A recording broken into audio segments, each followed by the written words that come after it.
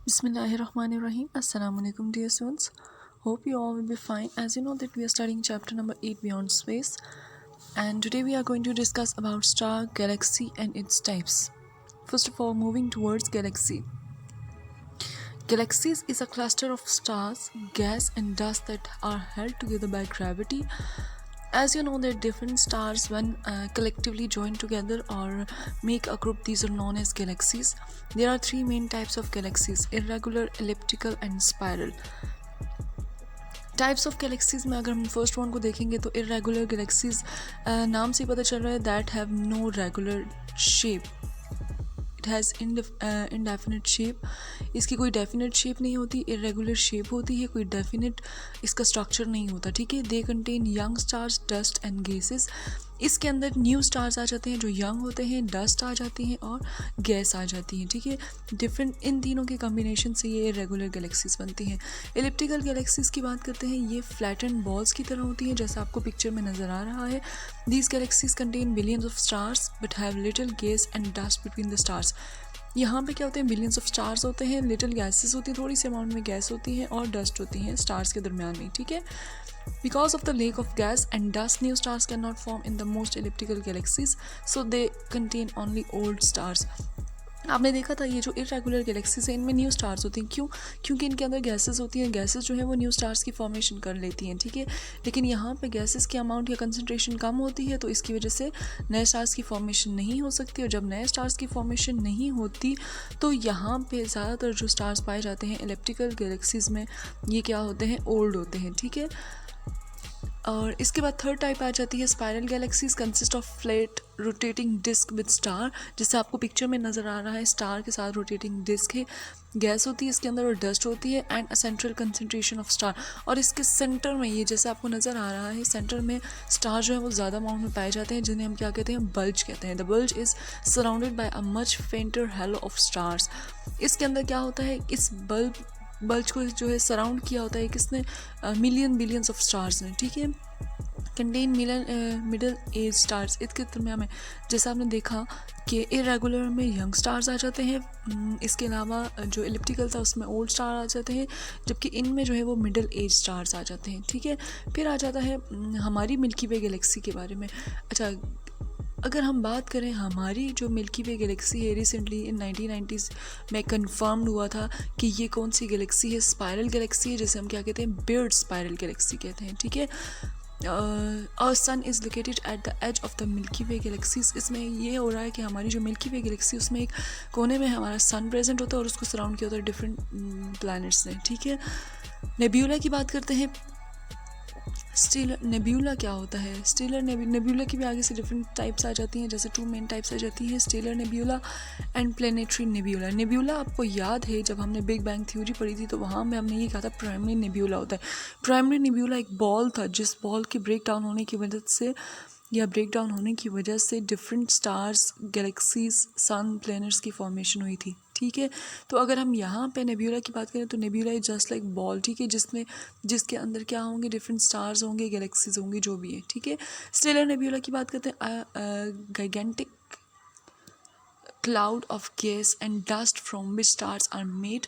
इनसे क्या होते हैं, स्टार से ये मिल के बने होते हैं जिनको हम क्या कहते हैं, स्टेलर नर्सरी कहते हैं। ठीक है, जबकि प्लेनेटरी नेब्यूला क्या होता है, वो होता है जो कि simply when a star run out of fuel to burn its outer layers. देखें अब यहाँ पे क्या है, यहाँ पे आपको आउटर लेयर में बर्निंग नज़र आ रही है, यानी कि ये जो स्टार्स हैं, ग्रुप ऑफ स्टार्स हैं, इनकी आउटर लेयर में क्या हो रही है, बर्निंग हो रही है। ठीक है, और बर्निंग की रिजल्ट में जो है वो इर्द गिर्द आग जैसे लगी हुई है, तो ऐसी रिंग जहाँ पे बन रही होती है उससे हम क्या कहते हैं, प्लेनेटरी नेब्यूला कहते हैं। ठीक है, स्टार्स की बात करते हैं। Star contain hydrogen gas that forms helium through a process known as nuclear fusion. सबसे पहले स्टार्स की अगर हम बात करें तो स्टार्स भी आपके पास वो स्ट्रक्चर्स होते हैं जो कि किसके रिज़ल्ट में बनते हैं, सिंपली जब ये बिग बैंग हुआ था तो उसके रिज़ल्ट में छोटी बॉडीज़ की फॉर्मेशन हुई थी जो कि रेडिएशन इमिट करती हैं, तो उनको हम क्या कहते हैं, स्टार्स कहते हैं। अब वो बड़ी भी होती हैं, छोटी भी होती है। बड़ी जब होती है तो उनको हम सन कहते हैं, जब छोटी होती हैं तो उनको हम स्टार्स कहते हैं। ठीक है, सन भी आपके पास एक स्टार ही है। ठीक है, अच्छा, स्टार की लाइट क्यों होती है, कभी आपने इस चीज़ पे गौर किया? स्टार के अंदर क्या होती है, हाइड्रोजन गैस होती है, और ये हाइड्रोजन गैस अपने अंदर फ्यूजन रिएक्शन कर रही होती है, nuclear fusion reaction. Nuclear fusion reaction वो रिएक्शन होता है जिसमें दो या दो से ज़्यादा एटम्स, ये एलिमेंट्स कंबाइन होते हैं और एक बड़ा एलिमेंट बनाते हैं, ठीक है। यानी कि दो हाइड्रोजन एटम कंबाइन होते हैं तो वहाँ पे न्यूक्लियर फ्यूजन होती है, और फ्यूजन के रिजल्ट में हीलियम बन जाता है, जो कि थोड़ा बड़ा मॉलिक्यूल होता है। तो जब न्यूक्लियर फ्यूजन रिएक्शन होता है तो हाइड्रोजन कंबाइन होकर हीलियम की फॉर्मेशन करती है। इसके रिजल्ट में क्या होता है, stars form when gravity pulls together gas and dust from stellar nebula, it releases enormous amount of energy. Obviously जब न्यूक्लियर फ्यूजन रिएक्शन होता है तो huge amount of energy release होती है, और ये लाइट की फॉर्म में भी होती है, और इसी वजह से सन जो है, ये स्टार जो है वो क्या करता है, हॉट होता है और ग्लो करता है, क्योंकि वो एनर्जी और हीट रिलीज़ कर रहा होता है, और रेस की फॉर्म में जो है वो एनर्जी और हीट रिलीज़ हो रही होती है। तो इसकी वजह से ही स्टार की जो है वो क्या होती है, स्टार के करीब बहुत ही वो गर्म होता है, और इसके साथ साथ उसकी एक स्पेसिफिक लाइट होती है जो कि वो इमिट कर रहा होता है, ठीक है। Very in mass, different mass होता है इनका, डिफरेंट साइज़ होता है और डिफरेंट टेम्परेचर होता है। हेल्ड टुगेदर बाय ग्रेविटी, साथ जुड़े होते हैं किसकी मदद से, ग्रेविटी की मदद से। स्टार कैसे बॉर्न हुए थे, a star is made up of large amount of gas in a relatively small volume. A stellar nebula on the other hand is a large amount of gas and dust spread out in the immense volume. All stars begin their lives and part of stellar nebulas. Nebulas की मदद से ही क्या होता है, निब्यूला इनका start होता है, वहीं से इनकी फॉर्मेशन होती है, ठीक है, और एज अ रिजल्ट फिर इनके अंदर फ्यूजन रिएक्शंस होते हैं और ये ग्लो करते रहते हैं, ठीक है। Gravity can pull some of gas and dust in the nebula together. The contracting cloud is then called a protostars. A star is born when the contracting gas and dust become so hot that nuclear fusion begins. होता ये है कि ये जो आपके पास primary nebula है, simply या stellar nebula जिसे कहा गया है, स्टेलर नेब्यूला के अंदर जो गैसेस होती हैं या डस्ट होती है, वो जब एक दूसरे के करीब आती है वहाँ पे फिर क्लाउड्स की फॉर्मेशन होती है, जिन्हें हम क्या कहते हैं, उस वक्त हम स्टार को क्या कहते हैं, प्रोटो स्टार कहते हैं। यानी कि उन क्लाउड्स की फॉर्मेशन के बाद स्टार बनना शुरू हो जाता है, ठीक है।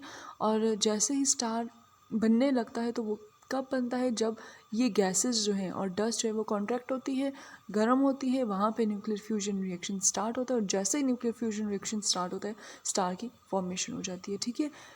लाइफ टाइम ऑफ स्टार्स अगर हम देखें, before they can tell how old a star is, astronomer must determine it mass का काफ़ी रिलेशनशिप है उसकी एज के साथ, स्टार की एज के साथ। मीडियम मास स्टार, जो मीडियम मास स्टार्स होते हैं such as the sun exist for about 10 billion years, 10 billion years तक एग्जिस्ट कर सकता है, ठीक है। This are known as main sequence star.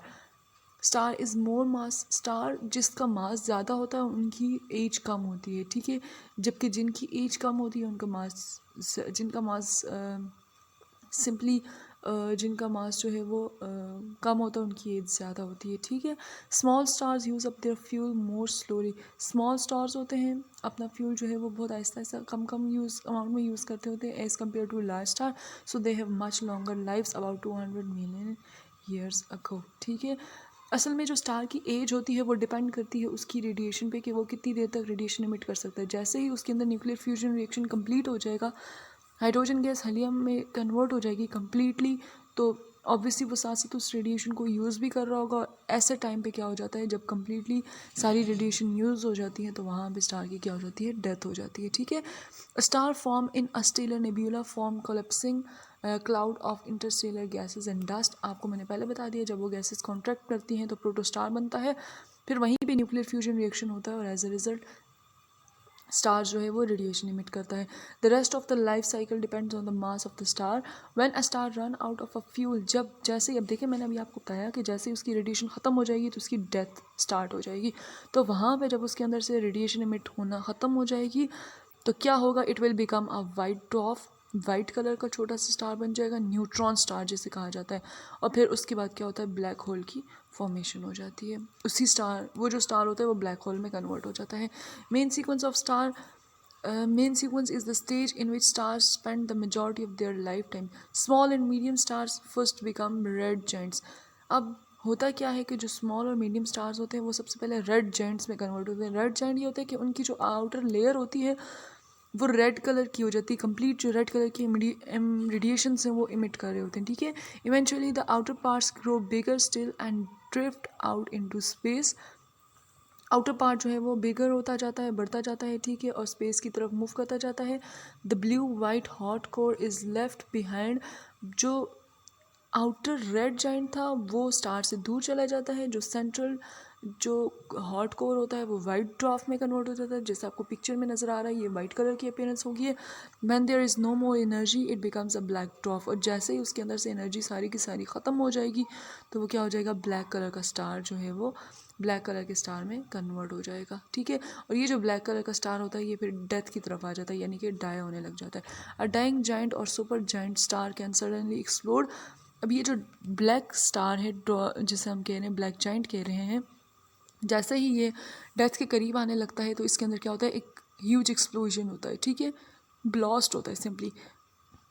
With in hours the star blazes million of times bigger brighter. और ये जो क्या कहते हैं, जैसे ही ये एक्सप्लोजन होता है, एक्सप्लोजन के रिजल्ट में ये मिलियंस की अमाउंट से रेडिएशन इमिट करता है, ठीक है। This explosion is known as supernova explosion. जब ये एक्सप्लोजन होती है तो इसे हम क्या कहते हैं, सुपरनोवा एक्सप्लोजन कहते हैं। यानी कि इस वक्त जो है वो स्टार बिल्कुल तकरीबन फट जाता है और अपने अंदर से जितनी भी रेडिएशन है वो सारी की सारी रिलीज़ कर देता है स्पेस में। After a star explode some material from the star is left behind. This material may become part of planetary nebula.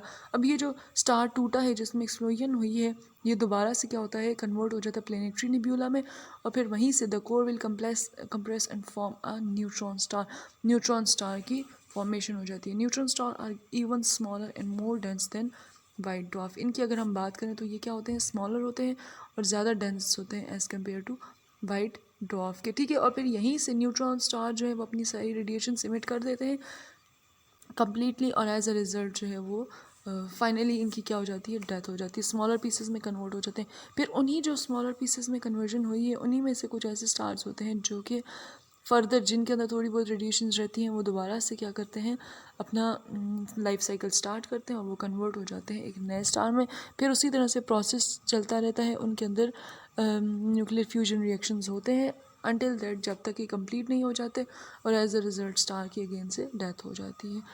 Hopefully आपको यहाँ तक क्लियर हो गया होगा। अगर कोई कन्फ्यूजन है तो आप मुझसे पूछ सकते हैं। Thank you.